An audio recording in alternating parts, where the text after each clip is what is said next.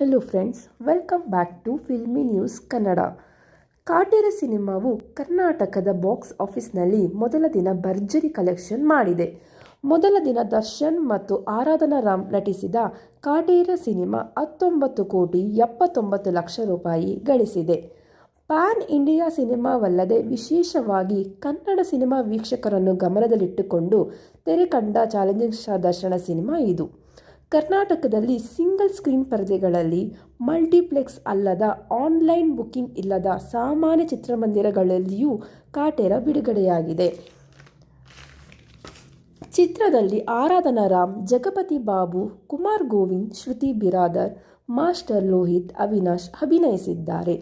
ಕಾಟೇರ 2023ರ ಭಾರತೀಯ ಕನ್ನಡ ಭಾಷೆಯ ಚಲನಚಿತ್ರವಾಗಿದ್ದು, ಇದನ್ನು ತರುಣ್ ಶ್ರೀಧರ್ ಅವರು ನಿರ್ದೇಶಿಸಿದ್ದಾರೆ ಮತ್ತು ರಾಕ್ಲೈನ್ ವೆಂಕಟೇಶ್ ನಿರ್ಮಿಸಿದ್ದಾರೆ.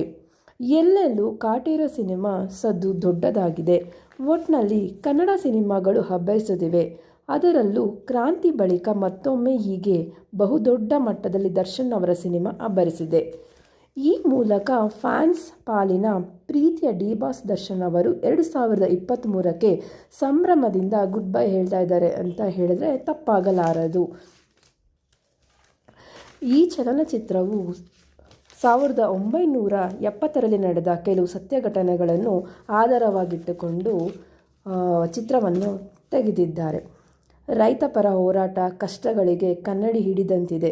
ದರ್ಶನ್ ಅವರು ಎಂದಿನ ಕಮರ್ಷಿಯಲ್ ಅಂಶಗಳನ್ನು ಬದಿಗಿಟ್ಟು ಅತ್ಯುತ್ತಮವಾದ ಕಥೆಯನ್ನು ಆಯ್ಕೆ ಮಾಡಿದ್ದಾರೆ ಎಂದರೆ ತಪ್ಪಾಗಲಾರದು. Thank you for watching. Please subscribe and support.